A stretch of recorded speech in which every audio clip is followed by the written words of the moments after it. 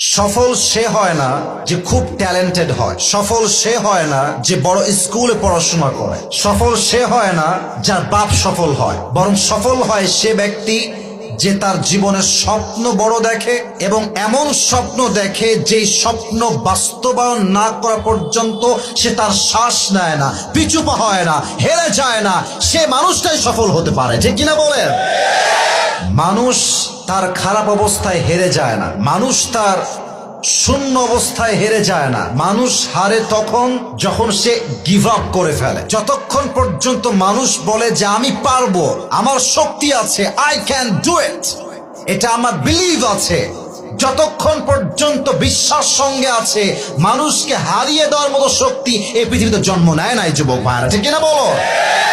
অনেকে বলে যে গ্রামের ছেলে খ্যাত, এই না সেই না, বোঝে না। আরে বেটা, পুরো পৃথিবীতে যত ইতিহাস মানুষ কায়েম করেছে তার ৮০ ভাগ ইতিহাস গঠন করেছে গ্রামের সন্তানেরা।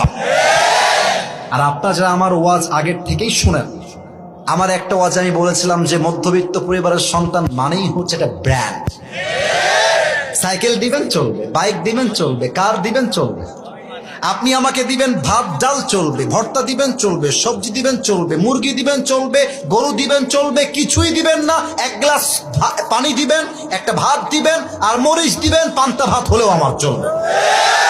কারণ আমি বড়লোক ঘরে খেয়ে পড়ে দাপুস দুপুস খাওয়া বড়লোক হওয়া ব্রয়লার মুরগি না। আমি মধ্যবিত্ত পরিবারের ছেলে, আমি চাইলে আরাম করতে পারি, আমি চাইলে মাথার ঘাম পায়ে ফেলে কঠোর পরিশ্রম করতে পারি, যে কিনা বলেন? আমার নবী গ্রামের মানুষ ছিলেন, সুবহানাল্লাহ।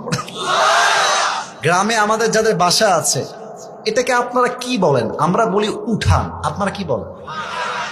আচ্ছা, আবার অনেকে আঙিনাও বলে, আঙিনাও বলে, উঠান, আঙিনা, whatever it is, doesn't matter. মূল ব্যাপারটা হচ্ছে হাদিস। তো আল্লাহর হাবিব উঠানে বা আঙিনায় বসে আছেন, আবু তালেব আসছে। নবীর বাবাও এখন দুনিয়াতে নেই, মাও দুনিয়াতে বেঁচে নেই, আবু তালেব আসছে। দেখছি নবীজির মনটা হালকা মরা মরা, কষ্টে আছেন, দুঃখে আছে। আরে ভাই, দুনিয়াতে যার মা নাই একমাত্র সেই বোঝে যে মা ছাড়া পুরো জীবনটা অচল হয়ে যাবে। আর বিশ্বাস রাখেন, দুনিয়াতে আপনি অনেক ভালোবাসার মানুষ পাবেন, অনেক অনেক অনেক আপন মানুষ পাবেন, বাট ওয়াল্লাহি মায়ের মতো ভালোবাসে এমন কোন মানুষ দুনিয়াতে আপনি কাউকে খুঁজে পাবেন না, ঠিক কিনা বলেন? আবু তালেব এসে বলছে, মোহাম্মদ ভাতিজা, একটা কথা বলবো, শুনবা? বলেন চাচা, কি বলবেন? তাকায় আছে নবীর দিকে এক চোখে, একদম এক পলকে। নবীও তাকাচ্ছে, কি আবার চাচা